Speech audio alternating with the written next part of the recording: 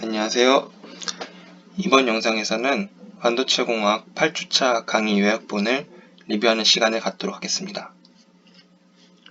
먼저 5.6절 모스 커패시터의 CV 특성에 대해서 알아보겠습니다. 모스 커패시터의 커패시턴스를 측정하기 위해서는 게이트 쪽에 DC 바이어스 전압과 정연파 소신호를 함께 인가합니다. 그렇게 됐을 때 다음과 같은 식에 의해서 커패시턴스가 정의될 수 있고요. 이 식은 우리가 회로이론 시간이나 다른 시간에서 흔히 봤던 Q는 CV 공식과 일치를 합니다. 다만 이제 앞에 음수 부호가 붙는데요. 이 음수 부호가 붙는 이유는 우리가 VG 전압을 상단부에 인가했는데 측정하는 부분은 이 하단부 바디에서 측정이 되기 때문에 그냥 단순히 그 부호의 차이로 인해서 마이너스가 붙는 것입니다. 그래서 CV 곡선은 다음과 같이 나타나게 되는데요. 먼저 어큐뮬레이션 구간에서는 COX 값을 쭉 유지하다가 이 플랫밴드 볼티지 영역에서부터 스레시홀드 볼티지 사이까지는 공핍 영역이기 때문에 C 값이 감소하는 것을 확인할 수 있습니다. 그리고 이제 VT, 스레시홀드 볼티지 이후부터는 두 가지 그래프로 해석이 가능한데요. 먼저 그 저주파 모스캡의 경우 또는 이 나중에 배울 모스 트랜지스터라는 구조인데 M 플러스가 양옆에 도핑되어 있는 경우, 즉 일렉트론, 전하를 충분히 공급해 줄 수 있는 경우에는 어떠한 주파수에 대해서도 모스 트랜지스터는 이 다음과 같이 동작을 합니다. 위에 있는 그래프로 동작을 합니다. 반면 이제 아래에 있는 그래프는 하이 프리퀀시 모스캡일 때 적용되는 곡선입니다. 그래서 밑에 있는 그림은 왼쪽부터 축적, 공핍, 그리고 반전층인데 반전층 두 가지로 나눠서 이 오른쪽에 있는 부분이 반전 전하가 공급되지 않기 때문에 커패시턴스가 줄어든 이 밑에 그래프고요. 위의 그래프는 이 세 번째 그림에 해당됩니다. 네. 그래서 직렬 커패시턴스 연결이 되기 때문에 여기서 보듯이 COX 더하기 C 디플리션 이렇게 직렬로 연결이 되기 때문에 다음과 같이 식을 쓸 수 있고요. 이제 디플리션 커패시턴스는 이 식에 의거해서 다음과 같이 표현할 수 있습니다. 다음으로는 5.8절의 폴리실리콘 게이트 디플리션, 폴리 공핍 현상에 대해서 확인해 보도록 하겠습니다. 방금은 게이트에 어떠한 물질을 넣는지 고려를 안 했는데 보통 같은 경우는 게이트에 폴리실리콘을 넣게 됩니다. 그렇게 되면은 이 게이트 바이어스에 따라서 이렇게 그래프가 휘어지게 되는데 이 추가적으로 폴리실리콘에 의한 특성으로 또 휘어지게 되는 부분이 발생을 합니다. 그리고 이 부분을 이 표면 전하 파이 폴리라고 하고 그리고 그 부분을 이 폴리 공핍 영역이라고 부릅니다. 그래서 폴리 공핍 영역은 이렇게 아까 그려봤던 모스 트랜지스터에서 추가적으로 게이트 영역에 생기는 커패시턴스로 표현을 할 수가 있습니다. 네, 여기 설명되어 있듯이 파이폴리와 공핍 영역은 게이트 쪽에 충분히 도핑이 안 돼 있거나 게이트 볼테이지가 많이 걸렸을 때, 즉 바이어스가 많이 걸렸을 때 증가한다고 볼 수 있습니다. 그래서 공핍 영역은 어떻게 계산하느냐? 가우스 법칙에 의하면 공핍 영역은 다음과 같은 식으로 표시가 될 수 있습니다. 그리고 보통 일반적으로 1에서 2나노미터에 해당합니다. 그래서 아까 봤듯이 커패시턴스를 총 커패시턴스를 구하는 식인데요. 여기 직렬로 연결이 되어 있기 때문에 또 직렬로 더해줍니다.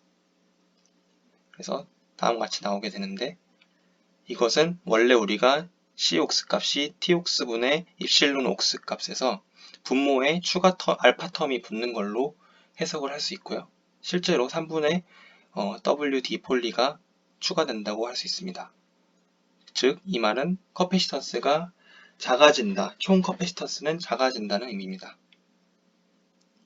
그리고 T옥스가 얇을수록 원래 C옥스 값에 대해서 C 폴리 값이 주는 영향력이 더 커진다 라고도 볼 수 있습니다. 그래서 앞서 본 두 가지 경우에 의해서 게이트 바이어스의 중요성을 확인할 수 있는데요. 일단 먼저 C옥스 값을 결정하는 데에도 게이트 바이어스가 쓰이고, 그리고 폴리 공핍 영역을 결정하는 데에도 게이트 바이어스가 중요하게 다뤄지는 것을 볼 수 있습니다. 그래서 이 그래프는 아까 봤던 CV 커브에서 폴리 공핍 현상을 추가했을 때 그래프입니다. 다음과 같이 반전, 인버전 영역에서 기존보다 더 떨어지는 것을 확인할 수 있습니다. 그래서 폴리 효과를 전하에 이제 적용을 하게 되면은 기존에 마이너스 C옥스 곱하기 가로 VG 마이너스 T였는데 거기에 VG 빼기 파이폴리라는 추가적인 전압이 빠지게 됩니다. 그리고 우리 VG 마이너스 파이폴리는 이펙티브 VG 프라임이라고도 부릅니다. 그리고 마지막 5.9절에서는 지금까지 폴리 공핍 영역에 대해서 추가되는 것을 확인했는데 여기서 한 번 더 다른 추가적인 개념을 이용해서 최종 이 옥사이드 티크니스를 구하는 법을 배울 것입니다. 바로 이제 인버전 레이어 티크니스는 건데요. 지금까지는 위에서 보시면 이 인버전 레이어에 대해서 어떤 물리적인 그런 두께에 대해서 고려를 하지 않았었는데 이제는 그 두께에 대해서도 고려를 하게 됩니다. 인버전 레이어는 게이트 바이어스가 이것도 또한 게이트 바이어스가 얼마나 걸리느냐, 즉 전기장이 얼마나 작용하느냐에 따라서 달라지는데 하이필드가 작용될 때는 그 인버전 영역의 두께가 약 1나노미터고 낮은 일렉트릭 필드가 걸렸을 때는 인버전 레이어가 3나노미터 정도의 두께를 가집니다. 그리고 추가적으로 일렉트론과 홀 두 가지 경우가 있을 수 있는데 인버전 레이어에 있는 그 원자가 어떤 게 있을지 보면 일렉트론과 홀이 있을 수 있는데 일렉트론의 이펙티브 매스가 홀보다 작기 때문에 전기장의 영향을 더 많이 받습니다. 그렇기 때문에 T 인버전도 홀에 비해서 더 얇은 것을 확인할 수 있습니다.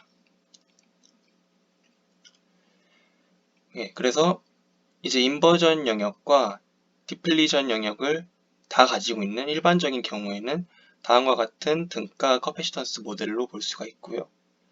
디플리전 영역일 때는 오직 C옥스 값과 디플리전 커패시턴스만 고려를 합니다.